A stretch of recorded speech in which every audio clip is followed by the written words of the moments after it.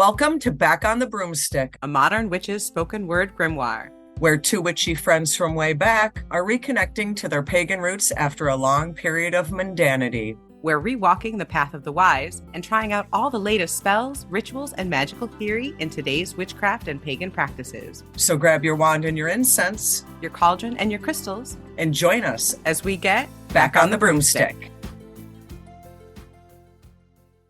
Hi, and welcome to Back on the Broomstick. On this Wheel of the Year episode, we'll be talking about the Spring Equinox, also called Ostara. Or if you're one of our many New Zealand or Australian or south of the equinox listeners, happy Mabon or fall equinox. South of the equator. I said equator. You said equinox. Equinox. You said south of the equator. Or if you're one of our many friends south of the equator, happy fall equinox, sometimes called Mabon. In this episode, we'll be talking about spells and rituals that you can do. Completely knowing which side of the equator I'm on, I'm Layla. And creeping up to the next notch on the wheel, I'm Chelle. And today, this is it. This is what we've been waiting for. Daylight savings time, because that's longer days. The temperature's rising, because Lord knows if I am going to be cold for any much longer, I will just shrivel up. And new beginnings. Here we are. Ostara. I am ready for some new beginnings, to be honest. I don't think I gave this holiday enough attention back in the day. Enough? We gave it no attention. Let's be real. Yeah, I'm pretty sure that this was probably the lowest attended ritual at our local pagan group. As many of you know, Chelle and I originally started out in a pagan group in New York State that was comprised of family groups, covens, solitaires, people from all sorts of different traditions who would get together at the 8 holidays. Some of them were indoors at a local Unitarian Universalist church. And Ostara was the very last indoor ritual before one of the biggest and most attended rituals, Beltane, which was the first outdoor ritual. This was always like the forgotten one because right now, like the birds are chirping and there's no snow and flowers and buds are creeping up. I'm getting ready for camping and Beltane. And for me personally, I'll be honest, the last thing I want to do when spring is springing is to do an indoor ritual. There, I said it. We are so ready to be outside, but it's very muddy, very mud luscious outside. And so it's snowy or cold. Luscious? Is that even a word? Well, according to E.E. Cummings, it is one of my favorite poets. Yeah, it's spring is one of his poems, and he coined the word mud luscious. And it works for spring. But yeah, nobody wants to do indoor rituals. And we're all kind of chomping at the bit. Everybody's ready to burst out of the ground. We're tired of the shadow work of being within, of being underground. We are ready to be outside and in the sunshine and, spread our wings. Actually, out of all of the rituals we've hosted throughout our decades together, this is the least one we've ever done. Yeah, I don't think we've done it very often. And the few times we have, it was not well attended. I can think of once doing it with our coven, where we did a dawn ritual at our friend's house out on the hill. Which I really didn't want to attend because, me and Dawn, we're not friendly. Do not mix. I was not friendly. Now I can do a dawn ritual. I used to love sleep. But anyway, so dawn rituals are popular because of the association with new beginnings and the East, and Ostara being a goddess of the East and the sunrise. So dawn rituals are a big part of Ostara and Spring Equinox. Also it's like the third New Year. Yeah, right. Does New Year ever end? So it's also the beginning of the astrological New Year. I didn't realize that for a long time. Who knew? Yeah, Aries, the first sign in astrology, starts then. And also, we mentioned a little bit in our Leap Day episode, we talked a little bit about how at one time there were no months for January and February. Between the winter solstice and the spring equinox, it was basically the lost time. At one point in time, literally did begin the calendar time. This was when months started, the spring equinox. How many times have we restart our damn calendar? Could we just restart it again if that's what we're doing here? Everybody kind of has holidays around this, no matter where you're at. It might not be on the same date, But when spring starts, when that spring equinox happens, everybody, cultures all around the world have celebrations of the sunlight, of color, of fertility, of eggs. I mean, eggs are everywhere. Rebirth. Rebirth, Yep. renewal. Purification, all of it. It's just such a vital time in the world. You know, we talked about Hecate with Persephone and Demeter, the fact that in the winter solstice, Persephone has been stolen to the underworld by Hades, and Demeter is sad and goes into mourning, and the earth goes cold and unfertile. And then in the spring, Persephone comes back. Now, according to some legends, she doesn't come back on Imbolc. That's when her mother knows she's coming back. So that's when the earth just barely starts to wake up because Demeter is coming out of her depression. And it's sometime between Imbolc and the spring equinox when Persephone goes through that maze and comes out of the tunnel of the underworld with Hecate at her side, you know, and then reemerges. So she's come out, the earth is bursting with energy. We're ready to step out into the sunlight. You know, all these different traditions of growth and renewal. You know, I just had a little bit of an ironic thought here. What's that? You know how my mind takes these left turns. I find it interesting that we do mass celebrate kind of that period when Persephone goes into the dark, but we don't mass celebrate that period when Persephone comes out of the dark, as far as, you know, least attended rituals and things like that. You know, I don't know. I think it's because we're just so ready to be out of that underworld. We're so ready to be out of the dark that, you know, who's got time to go inside to the UU church and do a ritual? Right. I don't know. It goes against the whole theme of the holiday, Yeah. emerging out from yeah. Some of the things that you can do for this time of year to celebrate that are get outside, put your feet in the dirt. You can go out and literally ground, or what some people call earthing, just by touch grass, touch the dirt, touch the ground with your bare feet, preferably. Depending on where you are in the world, this is also a time where you can start like literally planting your seeds.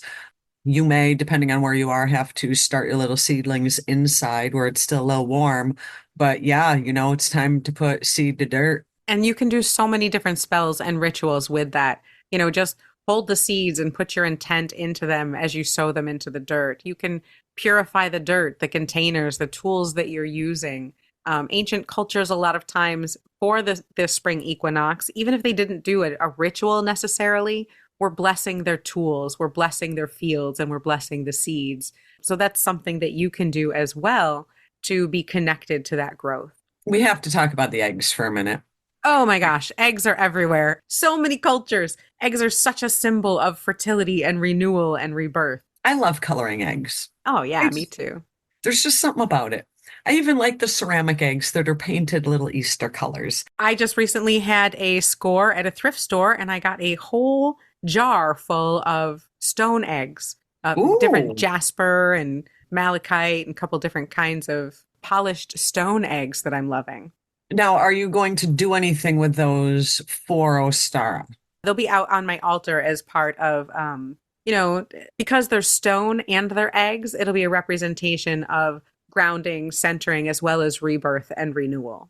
You know, funny you mentioned that because I was thinking of an Ostara ritual that was all kind of about not just like traditional grounding and centering, but kind of like grounding out winter, like literally grounding out the vibe that is been from Samhain till now. Wash it away, you know, start over. Not a necessary do-over, but just kind of rid yourself of all that muck and mire, kind of plant it right down in the earth and leave it there and kind of walk away. I really like being able to walk barefoot this time of year. If I can pick a time when it's not too cold to go out and do that, better yet, you know, like we talked about not wanting to do ritual indoors. If you're lucky enough to be able to go outside, have a bonfire, and to just dance around that, or even just go stand on that little patch of dirt next to your front steps and just pound your feet on the dirt a little bit to wake up the earth. I don't remember what book it was, but I know Edane McCoy. Uh-huh. She had a book, and in it she had like an earth awakening. I don't remember exactly what it was called, but it was like reawaken the earth ritual. And she talked about taking your staff, if you have a wooden staff or some type of staff, taking that outside while you're barefoot and pounding the bottom of that on the ground, 9 times, and then, saying something to the effect of, waking up the earth and to wake up your life and to wake up the energies of change and What renewal. is that, like knocking on the door of Earth? Yeah, pretty much. Waking her up, be like, knock, knock, knock, and she'll be like, Gaia's not here. But but yeah, literally knocking on the earth, pounding on the earth to awaken that earth. I would be remiss if I didn't touch on spring cleaning because, as much as that is a sounds like such a 1950s housewife thing, there's a method to the madness. I do this myself. This is like gut it all out and start fresh in my space wise, in my altar wise. You know how I like to collect random shit for my altar. Like I Mhm. got freaking pine cones on here. I got like leaves and I got all kinds of shit in here. This is kind of the time where I get rid of all of that. We all collect random goods, outdoor goods. I kind of get rid of all of the natural stuff off my altar, dispose of it, and kind of start new because I know damn well the first leaf that falls in the fall, I'm gonna be picking that thing up, putting it on my altar. I'm gonna be grabbing that pine cone I find out in the yard, so I kind of get rid of all of the natural items on my altar and knowing I'm replenishing that as I go again. You know what I'm saying? I mean, Mhm. how many freaking pine cones can any one witch have? I'm just saying. Well, you're certainly stretching the boundaries of that along with your tarot, your tarot No, collection. no, no, no, no, no, no, no, no. We're not talking about tarot decks here. That is a total separate conversation. I was speaking of natural, from the ground or Yes. outdoors things. Yeah, so now is an excellent time not just to clean your house. Spring cleaning's a thing for a reason, but it's also a good time to cleanse your altar and refresh Yeah, your altar. yeah. Make it a little lighter, make it a little cleaner. I like to buy a new broom this time of year. Just a little bit of broom magic for you. But if you buy a new broom for the spring equinox, make sure before you bring a new broom into your home that you sweep something into your house, like, oh, maybe a little bit of cinnamon, so you sweep good things into your house before you ever use it to sweep things out, because that will help keep the good luck in. But buy yourself a new broom and use it for magical cleaning.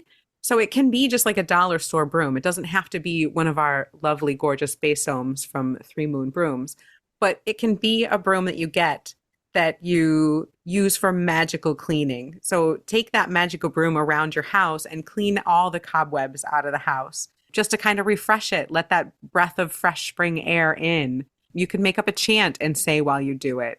And you can actually get a magical dustpan with your broom. There you go.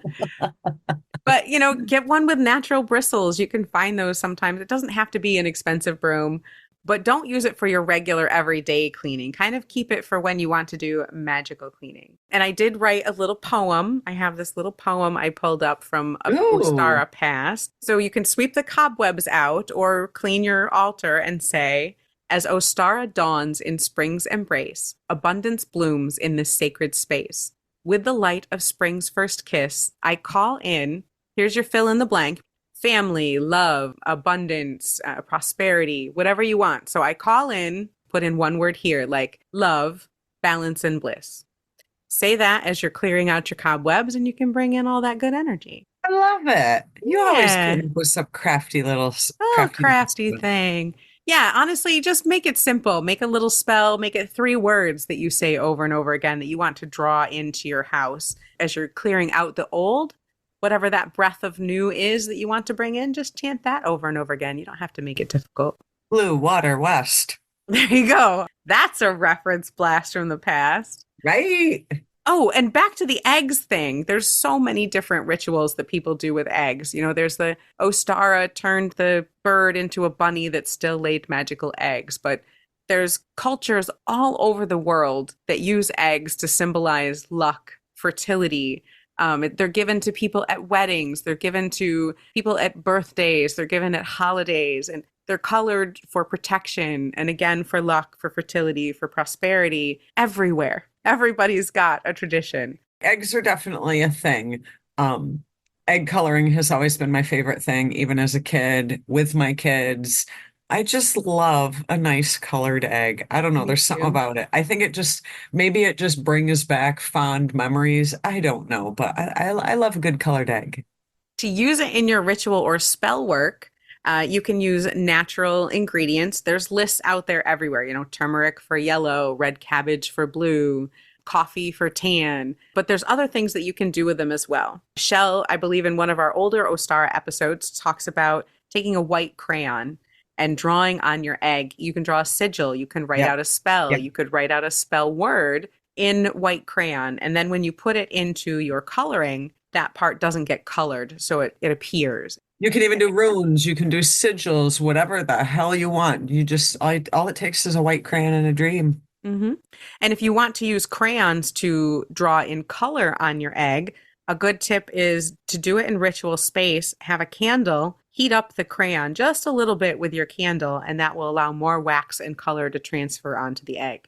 I also recently learned of a type of divination that was done in some Norse cultures With eggs? with eggs. Yeah. So this might be a good time to do an egg cleansing, which I know a lot of South American and other cultures do to cleanse your body. You can do egg cleansings. We've talked about that before. And you do a divination with that very often after you do the egg cleansing. But this Nordic type of divination, or umancy, it's another word for egg divination. Basically, you take an egg, and you know how you can open an egg up, put a little hole on one end and a slightly bigger hole on the other, and then you blow it Yep. out. Yep. Yep. The easy part. Right, the easy part. Take a bowl of water, okay? Hold the egg, maybe write on it with the white crayon. Give it the intention of telling your future. Put a small hole in one end, a big hole in the other, and blow the egg whites into the bowl of water. And just leave the egg yolk in the eggshell. So you just want the egg whites in the bowl. Then you let it sit for 24 hours, and you come back and you look at it. And basically, I believe it's like tea leaves. I looked for a little while and I couldn't find any particular divination encyclopedia, like divination list of symbols, but I'm imagining it's much like dream interpretation or tea leaf reading, where there's some universal type signs, but most of them are I was personal. gonna say, I would think it'd be more intuition based, especially with tea leaf. Like I might see something one way and you might see it a totally different way. Right. I might interpret it one way and you another. You can even Much do like that with bone tarot. throwing. Yeah. Yeah, yeah. So I think that maybe your best bet is your personal intuition. Yes. So I would look at some tea leaf, some dream symbolism meanings, because some of them are archetypal. They are relatively universal. So that'll give you a place to start. But most symbol interpretation, like Chelle said, is going to be highly, highly personal to the reader and to the person being read. So going with your gut instinct and how you interpret those shapes is going to give you a much better reading than trying to look at a list of symbols online and interpret it that way. Right, right.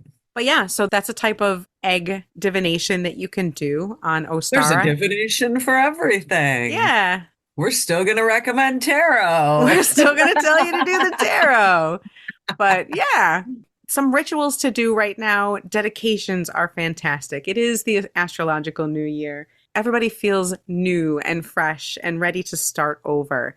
So, dedicating yourself anew to your path, to a deity, to a cause, rededicating yourself to something, or doing a ritual to rebirth yourself or to start over again after ending a job, ending a relationship, after trauma, after growth, becoming new. You could do that rebirthing ritual to celebrate that spring within yourself. Start from the balance of the spring equinox and go forward and grow. Now, you just touched on a word that I definitely want to make sure that we don't forget. Talk to me about what you have tried to balance on the equinox, because I've tried everything. I've tried to balance an egg. I've tried to balance a broom.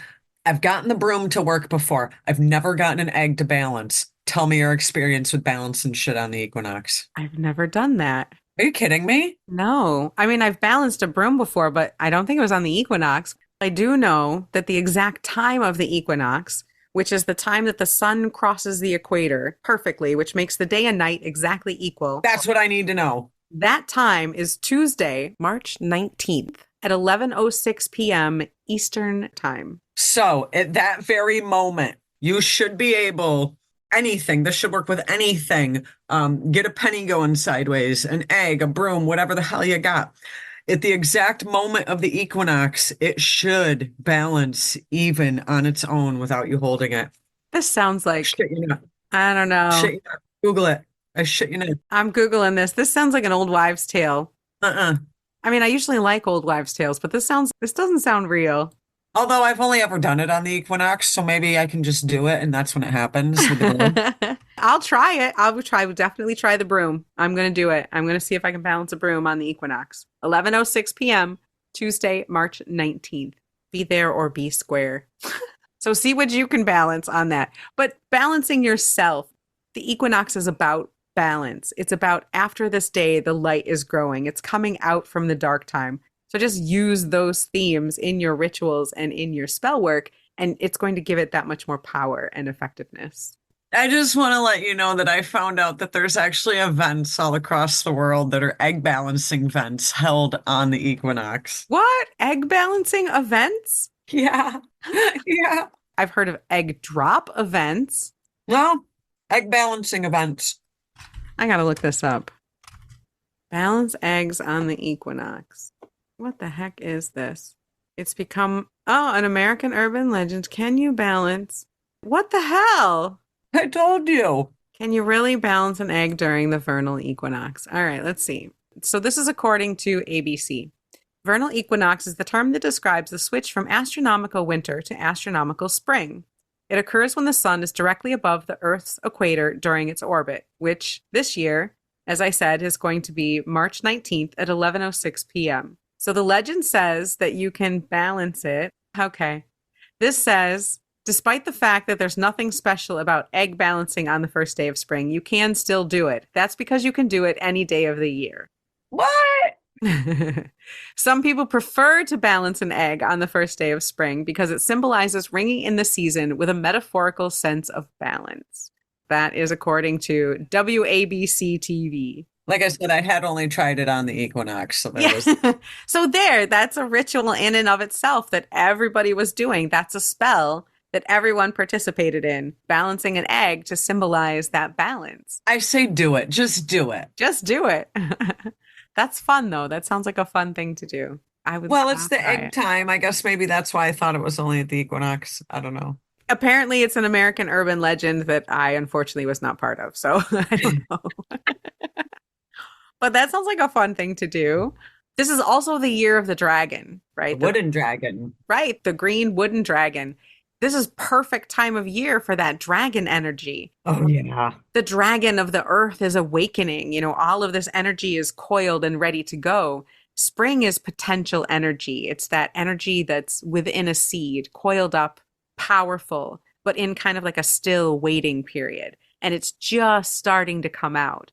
So that's this dragon energy, this green dragon energy. Like It's that coiled. dragon. This is how I envision it, me and my Celtic mind work.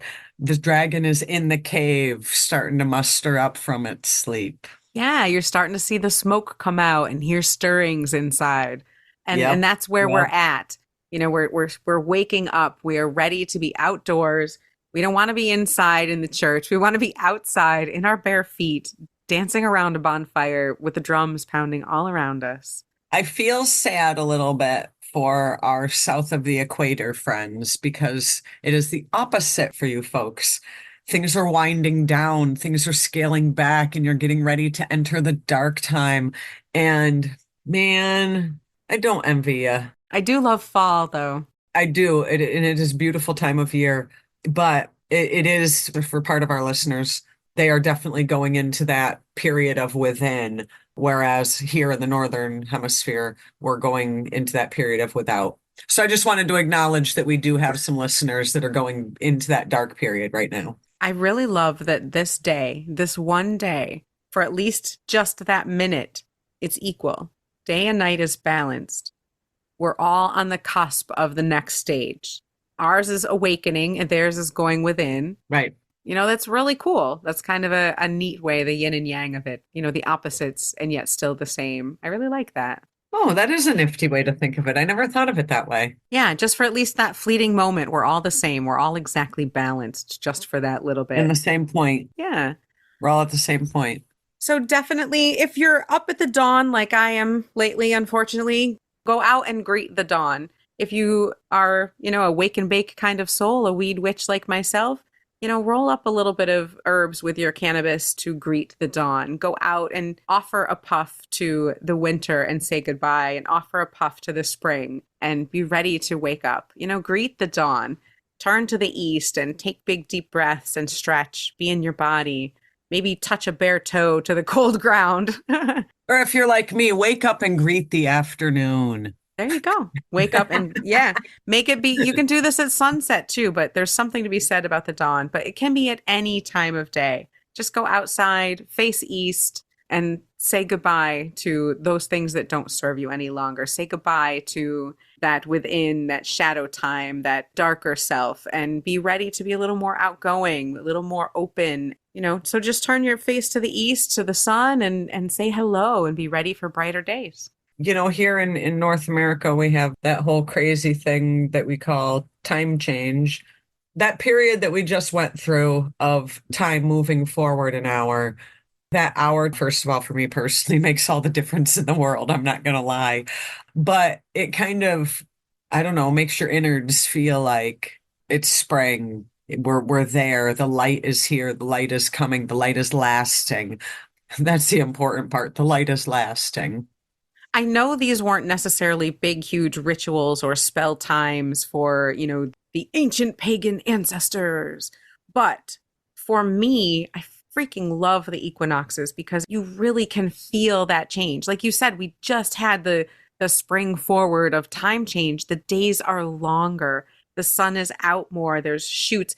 There's such a palpable, visible change in everything that it's so much easier to feel that magic, especially when you're outside. You don't want to be cooped up anymore. You want your windows open, even though it's 45 degrees outside, but the Crank sun the is heat and shining. open the windows. That's right. Sun is shining. The birds are chirping. You can't stand being closed up any longer. Persephone couldn't stand being in the underworld any longer. She needed to come up and burst free. It's time to be open and embrace the changes and embrace the light. And, the minute I see those robins, I know here in the Northeast, robins are like robins, baby bunnies, and mosquitoes. And you've made it. I know that it's different all over the country what your harbingers of spring are. So tell us what yours are. In California, when I lived there, it was everything getting green, the flowers coming out. It was just a fabulous time of year. Here in the Northeast, it's still cold and a little dark. Thankfully, the days are longer. And like Chelle said, the birds and the bunnies and the squirrels are out. And so those are the signs here. What are the signs in your neck of the woods? What tells you that spring has happened? One cool spring fun fact that I just thought of because you were asking what people are going to see out in their spring view. We actually may, depending on the weather, we may catch the spring cherry blossom bloom down in the Maryland, Washington, D.C. area. And that's like a big thing. Like they have festivals around that cherry blossom bloom. And I've been down there during that time, and I feel like all you can smell for like 100-mile radius is cherry blossoms. And for the folks that live in that specific region, like that's like the sign that spring has sprung for them. There's something to be said for that spring breeze, this full of scents, full of flowers. I was just gonna say that the smell of spring just, oh, it does it for me. Me too. Me too. So calling in air, calling in fire, feeling your feet on the earth and feeling that snow thaw out and lots of rain, depending on where you're at, unfortunately, Yeah, I guess. well, But so yeah, if you're lucky enough to be down in the Maryland area, join us for the Sacred Space Conference down in Townsend, Townsend, Maryland, the end Maryland. of March. Just coming up here very, very soon, just a few days Getting away. excited. Getting Very excited. excited. Cannot wait. Hopefully, we'll have a few surprises for you guys while we're there. Maybe we'll do a live or two, but we'll definitely bring you some tidbits directly from the conference, even if you can't make it. And if you are there, and you do happen to swing by, definitely reach out, say hi, because we'd love to chat with you. So thank you so much for listening to Back on the Broomstick. We hope you'll join us next week, talking to the hags from Three Moon Brooms about Basome magic. I just can't wait to thank these ladies. Me either. Really, they make the best brooms I have ever seen in my damn life. In the meantime, you can check us out on our socials at Back on the Broomstick on Facebook, Instagram, YouTube. We even have our own website. And as usual, thank you for all your likes, your stars, your comments, your questions, and just your absolute love, because it makes us smile. Not gonna lie. We appreciate you guys so much, more than we can even say. So enjoy your spring. Happy Ostara. Happy Spring Equinox. Happy Fall Equinox. And we will see you next week. Be wise, be wicked, and as always, keep it witchy.